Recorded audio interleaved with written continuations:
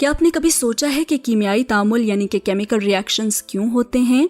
Chemical reactions के दौरान मुख्तलिफ अनासिर या एलिमेंट्स के एटम्स मिलकर मॉलिक्यूल्स बना सकते हैं।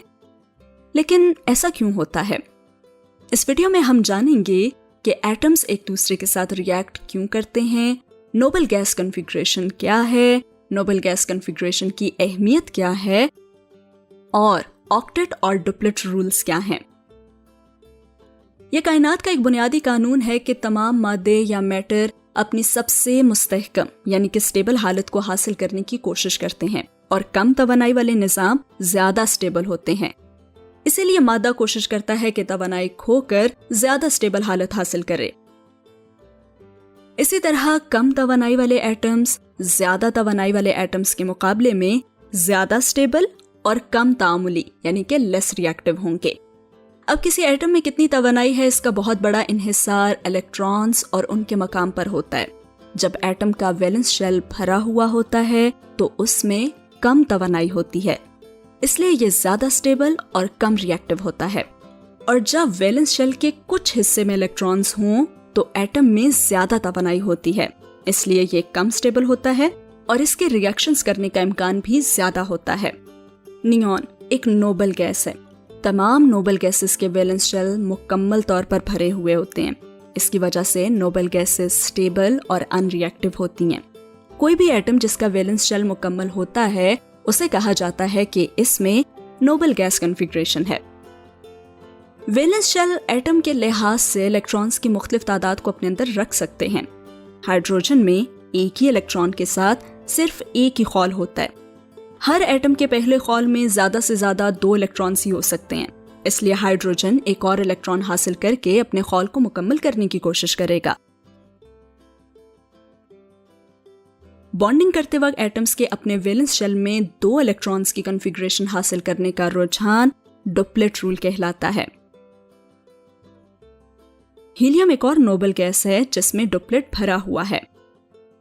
आमतौर पर एटम्स के वैलेंस शेल्स में ज्यादा से ज्यादा 8 इलेक्ट्रॉन्स हो सकते हैं।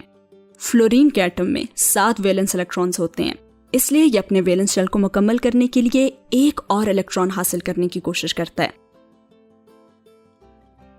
और बॉन्डिंग करते वक्त एटम्स के अपने वैलेंस शेल में 8 इलेक्ट्रॉन कॉन्फ़िगरेशन हासिल करने का रुझान ऑक्टेट रूल के नाम से जाना जाता है।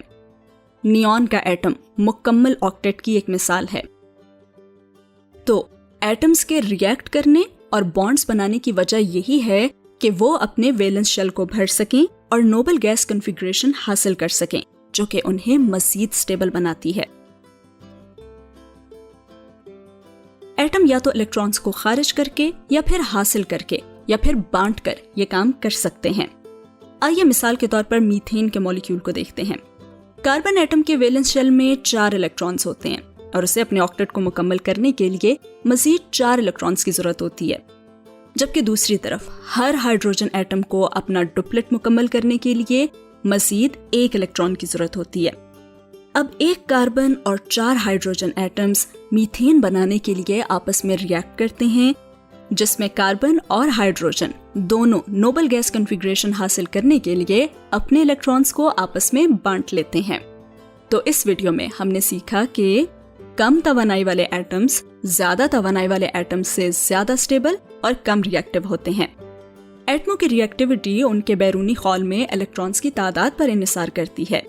नोबल गैसेस में वैलेंस शेल्स मुकम्मल तौर पर भरे हुए होते हैं, जिसकी वजह से वो स्टेबल और इनर्ट होती हैं। जिन एटम्स के खौल भरे हुए होते हैं उनमें नोबल गैस कॉन्फ़िगरेशन होती है। एटम्स के अपने पहले शेल में 2 इलेक्ट्रॉन्स मुकम्मल करने की कोशिश को डुप्लेट रूल के नाम से जाना जाता है।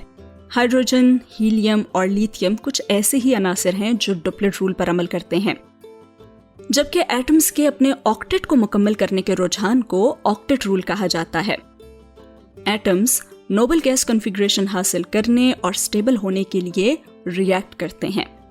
एटम्स इलेक्ट्रॉन्स को खारिज करके, हासिल करके या बांट कर नोबल गैस कॉन्फ़िगरेशन हासिल कर सकते हैं।